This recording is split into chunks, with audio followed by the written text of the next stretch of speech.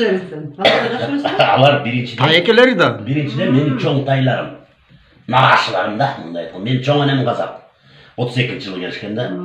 Экинчиден мен баягы 95 жылдан 99 жылга чейин ошол жерде окуп театральныйда, общежитияда жашап калдым да. Ошондо жана айтып атпадым беле, спор болуп атат да, бирөө анекдот баштады да. Жакшы болуп барабыз казакка. Сол деп баштап анекдотунчу. Кажымхан менен Чапаев. Кажымхан менен Чапаев раз-на-раз чыгамыз деп берди атпадым. Отурсаң, Кажымхан кыргыз болуш керек дедим. Мен почему-то Кажымхан кыргыз экен дечим ошол. Токтошы. Анекдот билмеш деп туруп.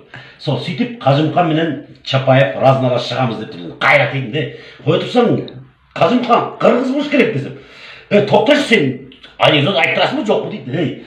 Жоқ, Кажымхан кыргыз болсо, мынтип жанага жайып кетти. Ойбай, ой, бір қанды ішетін адам екенсің ғой. Ладно, сендердің Кажымхан менен біздің Чапаев раз-на-раз шығамыз деп баштаса болады. Деген жерден анекдот ашамыз деп. Қажет емес ол.